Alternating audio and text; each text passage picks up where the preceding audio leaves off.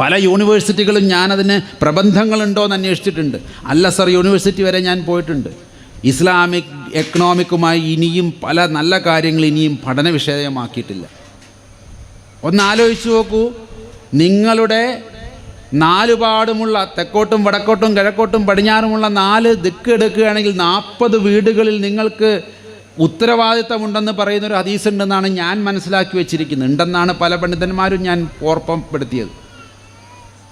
നമ്മളെയൊക്കെ ചില വിമർശകരായിട്ടുള്ളവർ പറഞ്ഞു അങ്ങനത്തെ ഒരു ഹദീസേ ഇല്ല, ഇല്ലെങ്കിൽ വേണ്ട.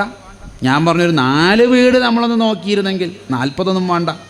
4 വീടുകൾ നമുക്ക് തെക്കും വടക്കും ചുറ്റും 4 വീട് നമ്മുടെ ഒരു മുസ്ലിമിന് ചുറ്റും 4 വീടുകളുടെ സുസ്ഥിതി അവൻ ഏറ്റെടുത്താൽ ഈ കേരളത്തിൽ റേഷൻ സംവിധാനം വിതരണം വേണ്ട, കേന്ദ്രത്തിൻ്റെയും വേണ്ട, കേരളത്തിൻ്റെയും വേണ്ട. അവനാരും പട്ടിണി കിടന്ന് മരിക്കൂല, അവരാരുടെയും മക്കൾ പഠിക്കാതിരിക്കൂല.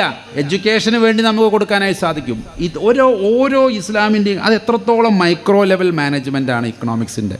പക്ഷെ ഇങ്ങനെയൊന്നുള്ളൊരു പ്രൊജക്റ്റ് ഇന്ന് വരെ ഒരു യൂണിവേഴ്സിറ്റികളിലും ഒരു സ്ഥലത്തും പഠിക്കപ്പെട്ടിട്ടില്ല എന്നുള്ളതാണ് എൻ്റെയൊക്കെ എന്നെപ്പോലുള്ള പുറമേ നിൽക്കുന്നവരിൽ നിന്നുള്ള വിഷമം.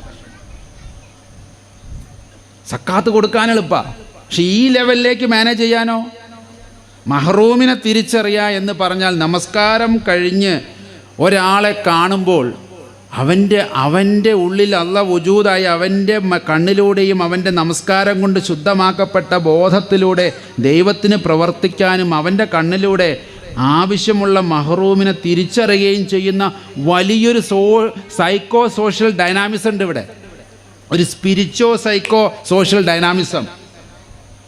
അതൊന്നും ഇവിടെ ആരും ചർച്ച ചെയ്യുന്നുള്ളതാണ് ഞങ്ങളുടെയൊക്കെ വിഷമം, എൻ്റെയൊക്കെ വിഷമം.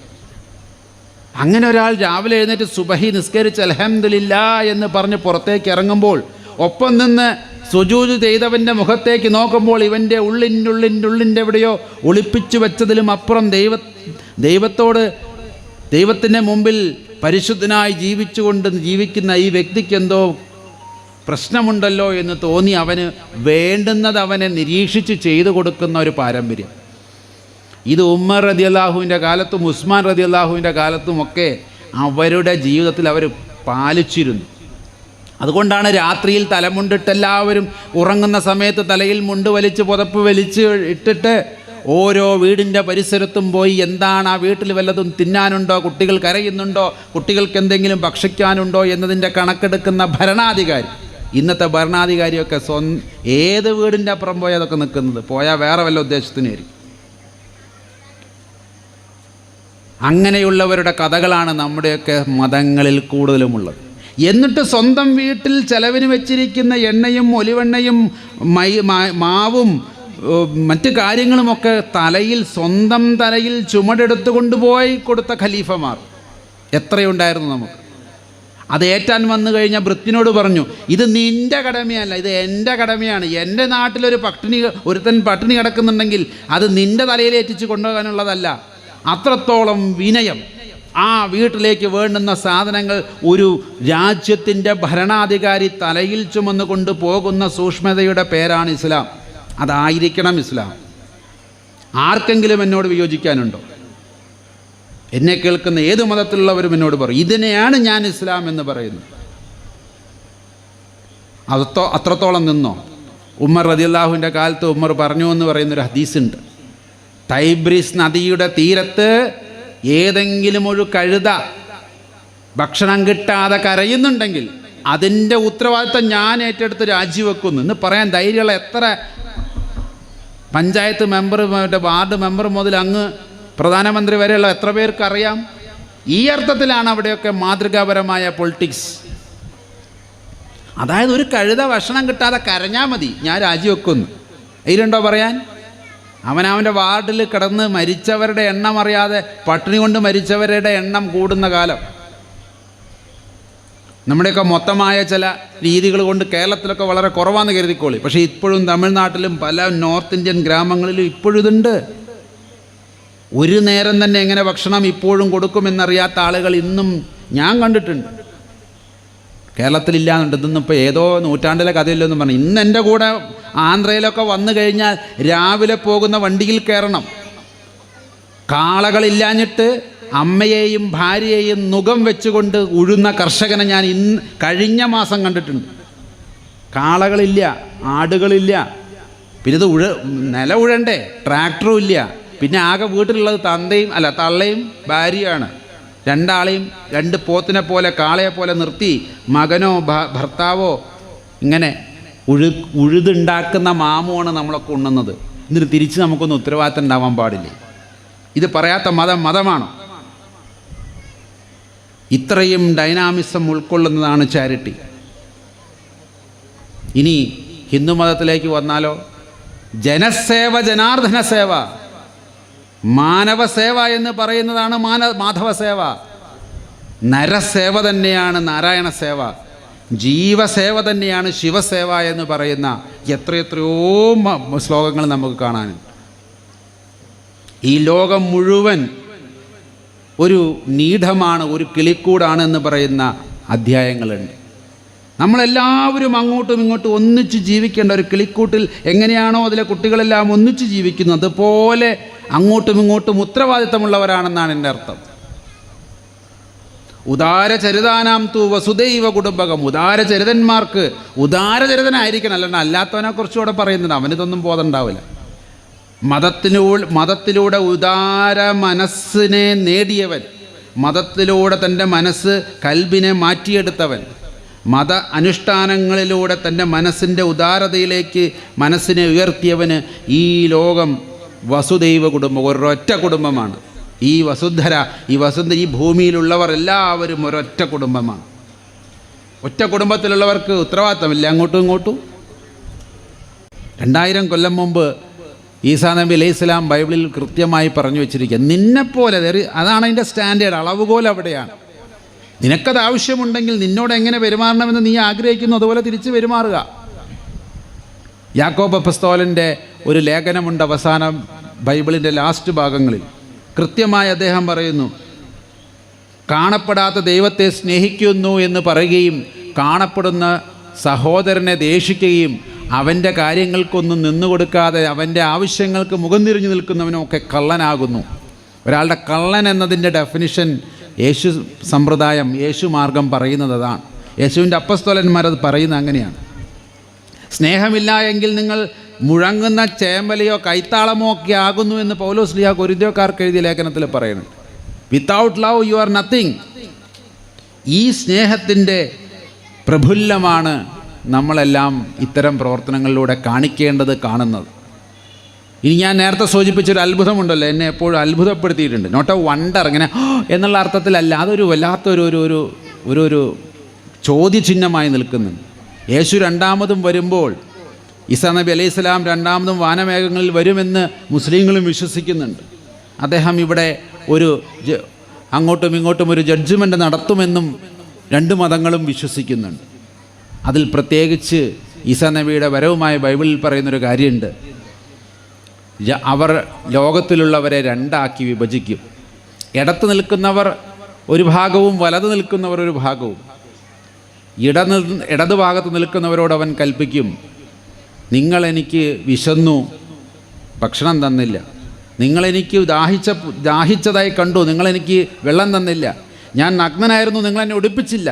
ഞാൻ കാരാഗ്രഹത്തിലായിരുന്നു, നിങ്ങളെന്നെ വന്ന് കണ്ടില്ല. അവർ ചോദിച്ചു, ഇതൊക്കെ എപ്പോൾ? താടിയും മുടിയും വെച്ച് ഗ്ലോഹയൊക്കെ ഇട്ട ഒരാളെ ഞങ്ങൾ കണ്ടിട്ടില്ല ബുദ്ധിമുട്ടിൽ.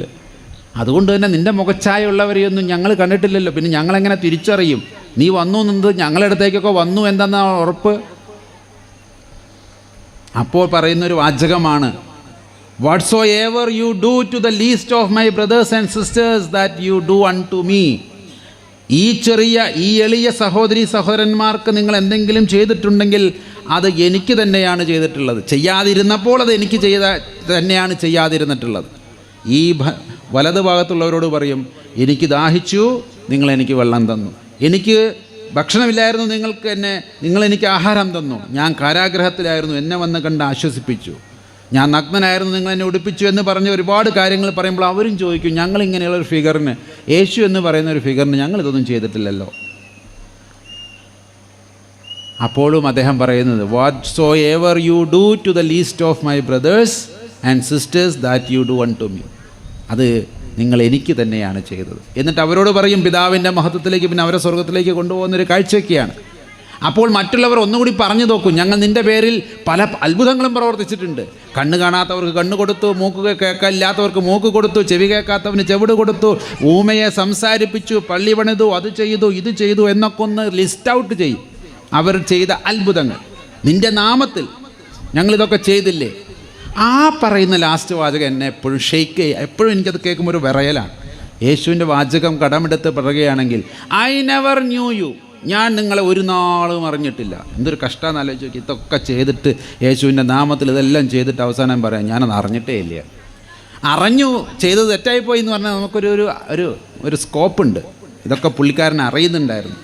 പക്ഷേ ദൈവികമായ തിയോളജി അല്ലെങ്കിൽ ദൈവത്തിൻ്റെ ചില രീതികൾ ഇങ്ങനെയാണ്. അറുത്ത് മുറിച്ചങ്ങ് പറഞ്ഞു കളയും, ഞാൻ നിങ്ങളെ ഒരു നാളും അറിഞ്ഞിട്ടില്ല. അങ്ങനെയല്ല അച്ഛാ അതിൻ്റെ കറക്റ്റ് വാക്ക്. I have never known you. ഒരിക്കലും ഞാൻ അതായത് എല്ലാം അറിയുന്ന ദൈവഭാഗത്ത് നിൽക്കുന്ന ഒരു വ്യക്തി പറയുകയാണ് ഞാൻ നിങ്ങളെ അറിഞ്ഞിട്ടില്ല ഒരു നാൾ. നിങ്ങൾ ഈ ചെയ്ത അത്ഭുതങ്ങളും ചെകിടന് കേട്ടതും മരിച്ചവൻ ഉയർത്തതൊന്നും ഞാൻ അറിഞ്ഞില്ല. അപ്പോൾ എത്രത്തോളം പ്രധാനമാണ് യേശു സമ്പ്രദായത്തിലുള്ള യേശുവിൻ്റെ പഠനങ്ങളുമായി ബന്ധപ്പെട്ട് ചാരിറ്റി പ്രവർത്തനത്തിന് മറ്റുള്ളവരുടെ സഹായം. എന്നിട്ട് മനോഹരമായി നല്ല സമരിയാക്കാരൻ്റെ ഉപമയും പറഞ്ഞ് ആരാണ് തൻ്റെ അയൽക്കാരൻ എന്നതിൻ്റെ അതിന് വിശദീകരണം എന്നോണം അദ്ദേഹം ഒരു ഉപമ പറഞ്ഞുകൊണ്ട് അത് നിർത്തുകയാണ് ചെയ്യുന്നത്. ഉപമ വലിയൊരു ഉപമയായതുകൊണ്ട് ഞാനതിലേക്ക് പോകുന്നില്ല. എങ്കിലും അവർ വിചാരിച്ചവരല്ല ആ കഥയിലെ നല്ല അയൽക്കാരനായി വർത്തിച്ചത്. അതേ മതത്തിൽപ്പെട്ട പുരോഹിതനോ അതേ മതത്തിൽപ്പെട്ട കപ്യാരി പണിയെടുക്കുന്നവനോ അല്ലെങ്കിൽ അതുമായി ബന്ധപ്പെട്ട ആ ക്ഷേത്രവുമായി ബന്ധപ്പെട്ട് അല്ലെങ്കിൽ പള്ളിയുമായി ബന്ധപ്പെട്ട് ഉപജീവനം നയിക്കുന്ന ലേവ്യനോ പുരോഹിതനോ അവരൊന്നുമല്ല യേശു പറഞ്ഞുകൊടുത്തുള്ള അയൽക്കാരൻ. സമരിയാക്കാര ദേശത്ത് വിജാതീയനായ ഒരുത്തൻ അവിടെ കയറി ആ മുറിവേറ്റവനെ ശുശ്രൂഷിക്കുകയും അതിനു വേണ്ടുന്ന എല്ലാ ഹിലുമത്ത് ചെയ്തു കൊടുക്കുകയും ചെയ്തവനെയാണ് യഥാർത്ഥ അയൽക്കാരനായി യേശു അവിടെ കൊണ്ടുവരുന്നത്. അവിടെ ജാതിയും തമ്മിൽ ബന്ധുത്വമില്ലാത്തവനും ശത്രുതയുള്ളവനുമായുള്ള മറ്റൊരു സമൂഹത്തിലൊരാൾ ചെയ്തതിനെയാണ് യേശു അവിടെ പറഞ്ഞത് എന്നതിൻ്റെ സോഷ്യൽ ഡൈനാമിസം എത്രത്തോളം ഉണ്ടെന്ന് നമ്മളൊന്ന് മനസ്സിലാക്കും. ഇനി ഇതേ കഥ തന്നെ ഹദീസുകളിൽ നമുക്ക് കാണാനായിട്ട് സാധിക്കും. ഹദീസിൽ പക്ഷേ അവസാന ദിവസമായ അന്ത്യദിനത്തിൽ ന്യായം വിധിക്കാൻ വരുന്നത് അല്ലാഹു തആല തന്നെയാണ്. അദ്ദേഹം ഇതേ ചോദ്യം ചോദിക്കുന്നുണ്ട്. എനിക്ക് ദാഹിച്ചപ്പോഴും വിശന്നപ്പോഴും നഗ്നനായിരുന്നപ്പോഴും ഒന്നും എനിക്ക് നിങ്ങൾ തന്നില്ലല്ലോ, എനിക്ക് തന്നല്ലോ എന്നൊരു കൂട്ടരും. അങ്ങനെ യമി എന്ന വാക്കിൻ്റെ പേരിൻ്റെ അർത്ഥം അത് സംസ്കൃതമാണ്, പക്ഷേ അറബിയിലുണ്ട് യമി എന്നുള്ള വാക്ക്. വലതുവശത്ത് നിൽക്കുന്നവൻ എന്നൊക്കെ, വലതുവശത്തിൻ്റെ ആൾക്കാർ എന്നൊക്കെയാണ് അർത്ഥം. യമി എന്നുള്ള വാക്കിൻ്റെ അർത്ഥം ഇവിടെ ഇവരോടൊക്കെ ഉസ്താദ് തലയാട്ടുന്നുണ്ട്. അപ്പം ഞാനും എൻ്റെ പേരിൽ കൊണ്ട് രണ്ടർത്ഥത്തിൽ, സംസ്കൃതത്തിൽ അതിനൊരർത്ഥമുണ്ട്. ഞാനും ഈ യമീയുടെ ഭാഗത്ത് നിൽക്കാൻ ഇഷ്ടപ്പെടുന്നവരാണ്. ആ ഹദീസിലാണ് ആ വാക്ക് യമി എന്നുള്ള വാക്കുള്ളത്. ആ വലതുവശത്ത് നിൽക്കുന്നവരുടെ കൂട്ടത്തിലാകണേ എന്നായിരിക്കണം നമ്മുടെയൊക്കെ. അതിന് തൗഫീക്കും ഹിദായത്തും ഒക്കെ ഉണ്ടാകണേ എന്ന് നമ്മൾ പ്രാർത്ഥിക്കേണ്ടതുണ്ട്. അതിനാണ് ദൈവത്തോട്, ദൈവമേ ആ നല്ലവരുടെ കൂട്ടത്തിൽ, സിറാത്തുൽ മുസ്തഖീം, നേരായ മാർഗത്തിൽ ചരിച്ചവരുടെ മാർഗത്തിലെ ഞങ്ങളാക്കണമേ എന്ന സൂക്ഷ്മതയാണ് ഓരോ ഇസ്ലാം വിശ്വാസിയും എത്ര പ്രാവശ്യമാണ് രാവിലെ തൊട്ട് വൈകുന്നേരം വരെ നമസ്കരിക്കുമ്പോൾ എത്ര പ്രാവശ്യം നമ്മളത് ചൊല്ലുന്നുണ്ട്. പിഴച്ചവരുടെയും ദൈവകോപത്തിന് ഇരയായവരുടെയും മാർഗത്തിലല്ല എന്ന് പറയുമ്പോൾ എന്താണ് ഉദ്ദേശിക്കപ്പെടുന്നത്? നമുക്ക് ലഭിച്ചതായിട്ടുള്ള ഹിദായത്ത് തൗഫീക്ക് നിലനിർത്തി കൊണ്ടുപോകണമെങ്കിൽ ഈ പറയുന്നത് പോലുള്ള പ്രവർത്തനങ്ങൾ ഉണ്ടായേ പറ്റൂ. ഞാൻ മനസ്സിലാക്കിയത് ഇതാണ്. മിസ്കീനായിട്ടുള്ളവരെയും മഹ്റൂമിങ്ങളെയും തിരിച്ചറിയുക എന്നാണ് ആയത്തിൽ രണ്ട് വാക്ക് ഉപയോഗിച്ചിട്ടുണ്ട്, മിസ്കീൻ ആൻഡ് മഹ്റൂം. എന്താ രണ്ടും തമ്മിലുള്ള വ്യത്യാസം? മിസ്കീൻ എന്ന് പറഞ്ഞാൽ പാവപ്പെട്ടവൻ, ഇല്ലാത്തവൻ.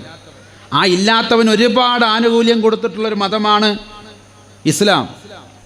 അങ്ങോട്ട് കയറി ചെന്ന് ചോദിക്കാം, ഞാനൊരു പാവപ്പെട്ടവനാണെന്നും എനിക്ക് മറ്റ് മാർഗങ്ങളില്ലെന്നും എനിക്ക് ഉറപ്പായാൽ എനിക്കൊരു മുതലാളിയോട് പോയി ചോദിക്കാം. ദാ ഞാൻ ചെന്ന് വിശ്രമിച്ച മുതലാളിയുണ്ട് ഇവിടെ, ബിജു സാറിൻ്റെ വീട്ടിലാണ് ഞാൻ. അദ്ദേഹത്തിൻ്റെ വീട്ടിലേക്ക് ധൈര്യമായിട്ട് ചെന്നിട്ട് ചോദിക്കാം, നിങ്ങളുടെ സക്കാത്തിന് എനിക്ക് അർഹത ഉണ്ട്, തരാൻ പറ്റുമോ എന്ന്. അത് ഇസ്ലാം കൊടുക്കുന്നൊരു സ്വാതന്ത്ര്യമാണ്. മറ്റൊരു മതവും കൊടുക്കാത്ത ഒരു പ്രത്യേക എക്കണോമിക്കൽ രീതിയാണത്. ആവശ്യക്കാരന് കയറി ചെന്ന് എൻ്റെ അവകാശം തായോ എന്ന് പറയാനുള്ള ഒരു ഡൈനാമിസം അത് വേറെ. മറ്റവരൊക്കെ കൊടുക്കുന്നവൻ്റെ കാരുണ്യത്തിലാണ് ആശ്രയിക്കുന്നത്. ഇത് വാങ്ങുന്നവൻ്റെ അവകാശത്തിന്മേലാണ് സക്കാത്ത് നിലനിർത്തുന്നത്.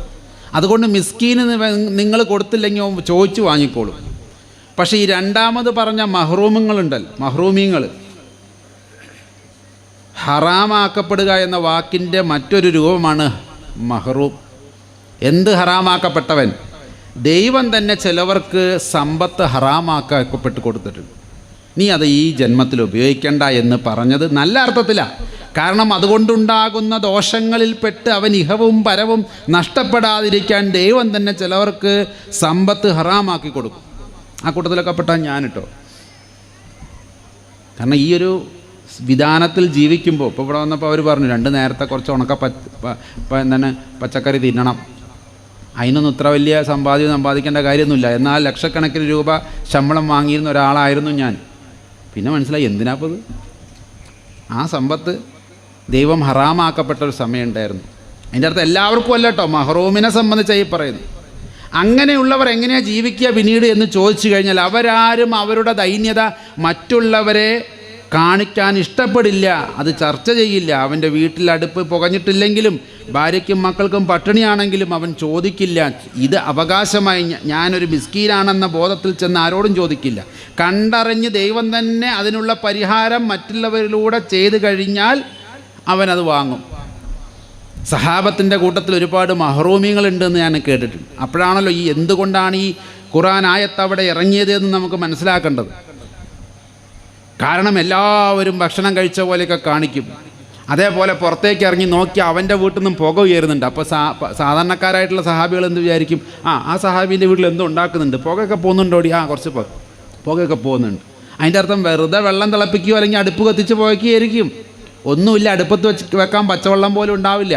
എന്നിരുന്നാലും അവൻ ആരോടും ചോദിക്കില്ല. അവൻ ദൈവത്തിൽ ഭരമേൽപ്പിച്ചവനാണ്. ദൈവമേ, എനിക്കിത് നിഷേധിച്ചത് നീയാണെങ്കിൽ നീ തന്നെയാണ് ഇതിനൊരു പരിഹാരം ചെയ്യേണ്ടത് എന്ന ബോധത്തിൽ നിൽക്കുന്നവനാ. അങ്ങനെയുള്ളവൻ പോയി ഇറക്കൂല, ചോദിക്കൂല. അല്ലെങ്കിൽ അവന് ചോദിക്കാനുള്ള അർഹത അല്ലെങ്കിൽ അങ്ങനെ ചോദിക്കാനുള്ള മനസ്സവനുണ്ടാവില്ല. അങ്ങനെയുള്ളവരെ മനസ്സിലാക്കുന്നത് നമസ്കാരം നിലനിർത്തുന്നവനാണ്. അതാണ് നമസ്കാരം നിലനിർത്തിയവൻ്റെ ലക്ഷണം.